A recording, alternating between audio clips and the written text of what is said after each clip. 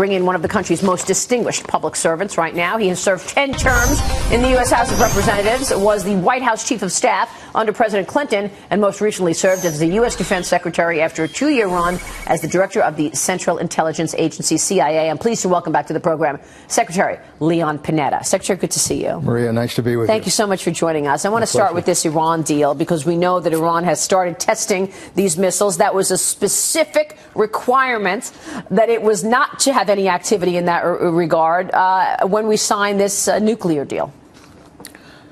I think the United States and our allies have to be very tough on Iran with regards to enforcing the deal.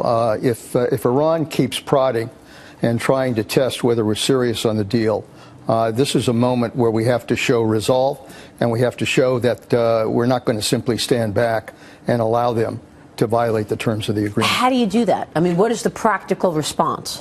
I think the practical response is to join with our allies who signed this deal and basically make very clear that this is not to be tolerated. I think, first of all, they've got to decide whether, in fact, this was a violation. But once they've made that decision, then they've got to take steps to go right to Iran and say, if you continue to do this, the deal is off. Yeah, the other storyline to this is that the administration has now ended its effort to train Syrians to combat ISIS. The president came out with this plan to train Syrians for that exact reason. Get our allies in the region together, make sure this is a coordinated fight. And now he says we're ending the effort, and I was skeptical of the effort from the beginning. What do you think about this? Well, I'm concerned that the headline is that we're just simply, walking away from the training aspect. I think what needs to be said is that we have a strategy to try to deal with Syria and make very clear to that, particularly with Putin having done what he's done in Syria. I think we've got to make clear what our mission is: to make sure Assad comes down, to make sure we defeat ISIS. Those are the missions that the president himself has defined.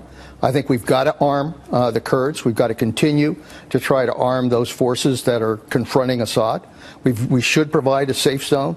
And I do think we need to seriously look at a no-fly zone. All of those steps need to be taken to make very clear to the Russians that we're intent on fulfilling the mission that we have in Syria. It doesn't feel like Russia, and certainly Vladimir Putin, is afraid of any of this. I mean, he looks like from afar he's basically pushing the president around.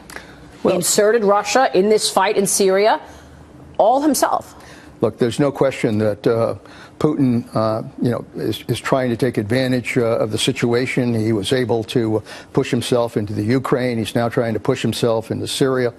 When you're dealing with a bully, you have to draw the line on the bully, and I think that's what the United States has to do right now. You can't simply sit back and hope that somehow the Russians are going to implode. This is obviously it's a risk on their part, but I don't think you just sit back and hope that somehow their effort is not going to succeed. I think you have to make sure that their effort does not exceed. Isn't that what we're doing there? We're sitting back. We're not doing anything, are we? Well, I think what I sense right now is there's a certain ambivalence as to how we're going to confront this situation.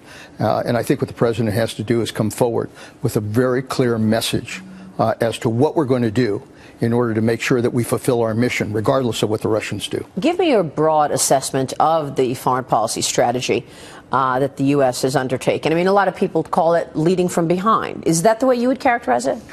Well, this is a dangerous world right now. I mean, there are an awful lot of flashpoints in the world that we're confronting. We're in a war on terrorism. We're confronting Syria and Iraq and the Middle East and the chaos in the Middle East. We're dealing with the Russians who have started a new Cold War. We're dealing with China exercising territorial claims. We're dealing with the whole threat of cyber. This is a dangerous world, dealing with North Korea and the things that they're doing. So this is a moment in time where, frankly, the United States has to provide strong world leadership. I think what we've learned time and time again is if the United States does not lead, nobody else will. And no one is leading, although some might say Russia is leading. Well, Russia is trying to take advantage of the situation, and that's dangerous. It makes the world a more dangerous place. Yeah. So the strategy going forward, what kind of changes would you like to see so that the U.S. can once again exert its leadership on the world stage? I think the primary thing, particularly in the Middle East, is that we need an overarching strategy for the Middle East. We've been basically responding to the crisis of the moment. And I understand that. Look, I understand why the president wants to be cautious. We don't want to be trapped in another war in the Middle East. But that also doesn't mean that we can just stand back and hope for the best. I think we need a larger strategy, and that larger strategy means we need to maintain a strong defense presence in the Middle East. We need to expand our intelligence capability. We need to restore our relationship with Israel, because that's important to our intelligence and military capabilities. And we need to develop an Arab coalition force, a NATO-type force for the Arab countries, so that we can better coordinate the efforts in that region. Those are the steps that I would recommend. Especially since many of our friends in the Arab world are actually upset with the United States. First, it was the red line that the president drew and never did anything about it in terms of Syria. And then it was not supporting the president of Egypt. And then it was pulling all the troops out, which in fact made things worse. I just came back from the Middle East a few weeks ago, and there's no question that there's a lot of concern about just exactly, what our overall strategy is. Right. But at the same time, I think, we continue to equip and to arm our Arab allies. They continue to try to fight back against ISIS. Saudi Arabia is trying to be involved in Yemen.